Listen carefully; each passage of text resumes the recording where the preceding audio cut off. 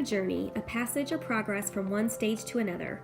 If I'm thinking diffractively, all of the parts of the journey are reused and reinterpreted as a foundation to rethink a new path. This course has been about the interaction between three identities, the artist, researcher, and teacher. The blurred lines between the three form the identity artographer. My journey to here has celebrated every aspect of my teacher identity. As a career elementary art educator, my life has been filled with joyful experiences of young children making discoveries in creative ways. Leaving it behind was the most difficult decision I've ever made. An empty classroom, left better than when I got there. The uprooting to make room for new growth. We packed our life and headed for Columbia, placing down new roots, and I traded one kind of classroom for another. A challenge, exciting, and dare I say, not all that much different from kindergarten in some ways. So, the first day of class, we went in, we had all these technological issues, and we had to do these analog drawings of different emotions or whatever. And I was so overwhelmed by just the talent in the room and the idea of really having to put myself out there to think about knowledge in a visual way that I literally came home and I was like, this is crazy. This is crazy. I can't do it. I'm not this kind, I'm a teacher. I'm not a theorist. I can't do it. Week 2 had so much reading.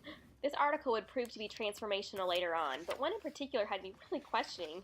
This is best evidenced by a Snapchat message to my best friend, who's a kindergarten teacher. So, I just read an article about an artist who cooked herself in soup. She cooked herself in soup. What kind of program am I in? Gross! What do you think about this? While I was finding moments of inspiration, I was still responding to the volumes of readings on a really surface level. So at this point, I'm thinking about just reflecting on week 2. The reading was super overwhelming. I'm not even sure that I really understood it.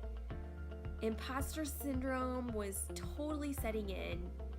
And then at the end of that class, they're like, so we're gonna create this portrait and your first layer is about your ontology.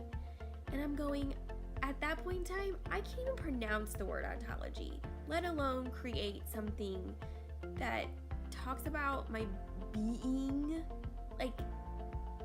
It was just too much. I just was thinking, I don't know how I'm being. What does that even mean?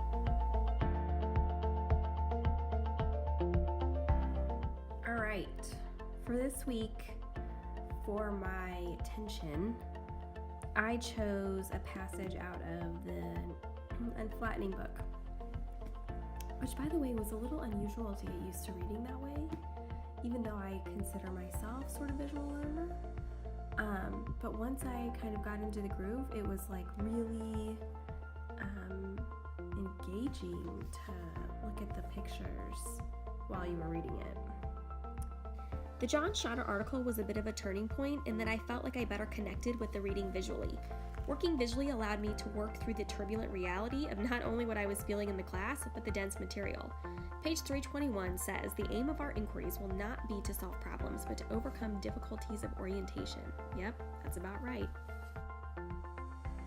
One thing I grew to really look forward to as the semester progressed were the mini art lessons that we had. So one class, Kathy and Amy had us do this exploration of Shrinky-Dinks. It's fun to just experiment, play, discover. I think it was fun to do it, but it was more fun being in the collaborative environment where you could really feed off the ideas of what other people were doing and be excited at the things they were discovering. And for the first time in the semester, some of the readings really started to make sense about really just that idea of being this collective unit of artists all experimenting together.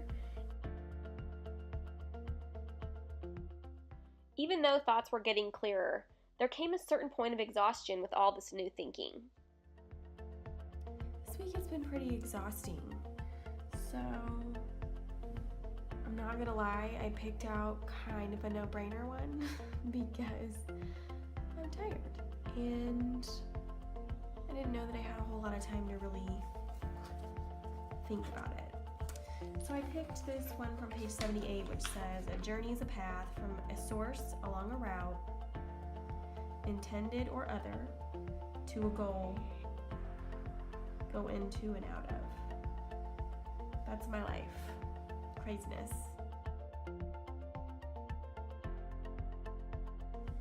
Can we just take a second and look at these markers? Because they attach together and they roll up. Like, this is blowing my mind right now. So yes, this is off topic, but I feel like it's relevant and purposeful. I can see my thinking changing. In my blog reflection, I write, the concept of the threshold encourages researchers to interact with data in profound ways, which allow new ideas and hypotheses to emerge in dynamic and unexpected ways. It becomes less about what you expect to find as far as the truth, and more about how you interact with all the pieces through and with, in finding what the experiences want you to find.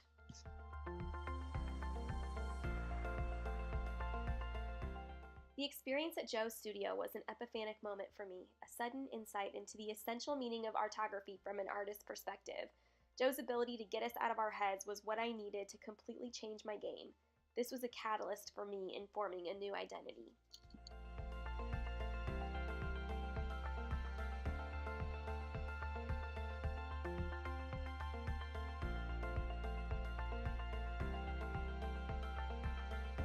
Now back to that game-changing article from the beginning of the semester. I never felt like I fit in an art ed setting. I taught art because I had a passion for teaching curricular content through a creative framework. I'm a systems thinker, always looking for ways to make education better. I have 2 leadership degrees, but was always hanging in the balance between.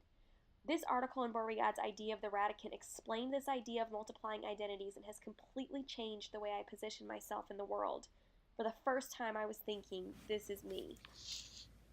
So based on this assessment of this theory, I went in search of what Nicholas Beauregard was trying to say, and I purchased The Radicant and found this sentence that just blew my mind.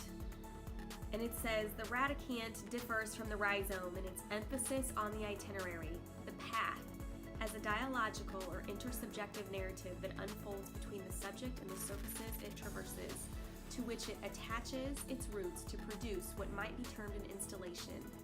One installs oneself in a place or a situation in a makeshift or precarious way, and the subject's identity is nothing but the temporary result of this encampment, during which acts of translation are performed. This is what this class is doing to me. I'm turning into a theoretical book nerd, but I love it.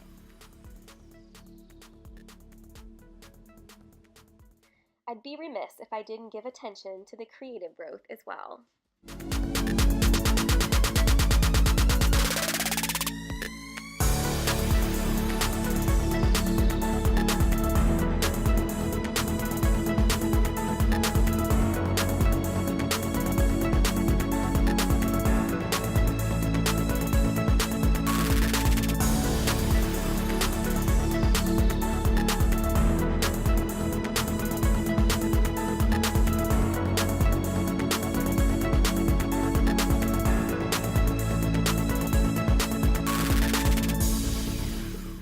That idea of being singularly plural that I didn't get at the beginning of the semester, I get it now. It only took me all semester, but I get it.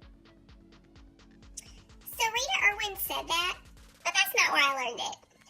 I learned it from the talented people in my class who pushed me to be better every day. So to Clayton, and Devin, and Lisa, and Mike, and Melissa, and Megan, and Danielle, and Greg, thank you. Mwah!